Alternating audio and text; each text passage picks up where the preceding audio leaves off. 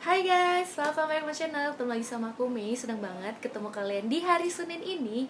Nah, hari ini aku akan merekomendasikan drama Korea yang bisa kalian ambil poinnya, terutama untuk poin ilmu parenting, dan bisa kalian aplikasikan ke kehidupan sehari-hari.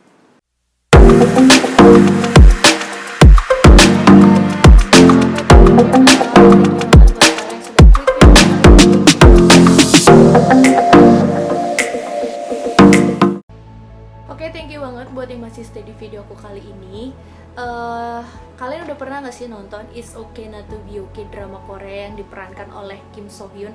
Aku lupa siapa pemeran wanitanya, tapi yang aku ingat cuman pemeran laki-lakinya Kim So Hyun, yang judulnya itu It's Okay Not To Be Okay tadi. Nah, dari film atau dari drama Korea, maksud aku dari drama Korea It's Okay Not To Be Okay ini, sebenarnya kita banyak banget bisa kita ambil poin-poin yang bisa kita terapkan dalam kehidupan kita sehari-hari, terutama dalam parenting atau bagaimana kita bisa lebih mendekatkan diri dari seluruh anggota keluarga kepada anak. Jadi ini tepatnya seluruh anggota keluarga ya, tidak hanya orang tua, tapi memang ditekankan kepada orang tua terhadap anak. Nah, yang pertama poin yang bisa kita terapkan dari It's Okay Not To Be Okay ini adalah anak itu ternyata lebih senang diberikan perhatian daripada material. Bisa, kita boleh memberikan material, tapi lebih mungkin persentase kita memperhatikan anak itu lebih baik, karena itu akan berdampak kepada masa kedewasaannya nanti, seiring pertumbuhan dan perkembangannya. Jadi manfaatkan peluang selagi anak itu masih bisa kita berikan perhatian. Lebih baik kita berikan perhatian terlebih dahulu, membangun relationship kepada anak itu, sehingga pada saat nanti dia dewasa, dia mengingat. Jadi membuat momen-momen yang akhirnya itu bisa meng-keep relationship antara anak terhadap orang tua dan sebaliknya gitu. Itu yang bisa kita ambil dari drama Korea It's Okay Not To Be Okay. Yang kedua, itu sangat berbahaya banget jika kita sebagai orang tua, atau kita sebagai kakak, kita sebagai om, kita sebagai tante, kita sebagai kakek, kita memberikan ekspektasi too much, kita memberikan ekspektasi begitu besar kepada anak, sehingga anak itu merasa tertekan. Jadi lebih baik kalau kita mempunyai harapan terhadap anak itu didiskusikan, dibicarakan, disesuaikan dengan kemampuan anak, tidak terlalu memberikan ekspektasi kita besar terhadap anak sendiri. Jadi anak itu merasa tidak dipercayai, terus anak juga merasa tertekan akan keinginan orang tua yang begitu besar. Jadi dia merasa ketakutan tidak bisa membahagiakan atau memuaskan keinginan orang tua mereka gitu. Jadi lebih baik tidak terlalu berpikir atau tidak terlalu memberikan ekspektasi yang terlalu besar kepada anak. Sesuaikan lagi kemampuan anak itu, dan mungkin porsi anak itu berbeda-beda. Kita harus sudah bisa menilai anak itu lebih cenderung ke porsi yang mana dia lebih senang, atau kita sudah bisa melihat anak itu berada di sosial misalnya, atau dia lebih di belakang layar. Itu kan kita juga bisa sudah melihat. Jadi kita tidak bisa memberikan ekspektasi kita sama rata terhadap anak A dan B. Setiap anak itu berbeda-beda. Itu sangat berbahaya banget kalau kita berekspektasi begitu besar kepada anak.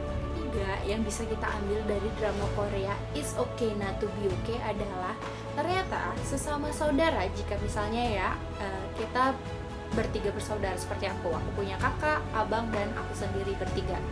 Nah, di dalam drama Korea It's Okay Not To Be Okay itu kita bisa ambil poin bahwa ternyata sesama saudara itu harus saling mendukung. Kita sudah terapkan, kita sudah memberitahukan kepada anak kita masing-masing bahwa sesama saudara harus saling mendukung, dan itu bermanfaat banget di masa mendatangnya dia pada saat dewasa. Dan itu juga yang aku rasakan. Jadi aku kan 3 bersaudara, aku rasakan banget sampai detik ini kita 3 bersaudara itu saling mendukung. Walaupun passion kita semua berbeda-beda, di kesehatan dan di bisnis, di apapun itu kita saling mendukung. Gak ada satupun yang dari kami bertiga tidak mendukung satu sama lain. Nah, itu kita juga bisa terapkan di keluarga kita masing-masing. Karena jika tidak kita terapkan atau tidak kita kasih suggest kepada anak kita masing-masing kalau bahwa sesama saudara itu harus mendukung, di masa dewasanya nanti dia tidak akan bisa menerapkan, dia tidak merasa punya keluarga, dia tidak merasa punya support system. Jadi support system itu sangat dibutuhkan kepada anak kita nanti di masa dewasanya. Gak hanya di masa dewasa, di masa kecil pun itu sudah bisa kita terapkan. Begitu, oke?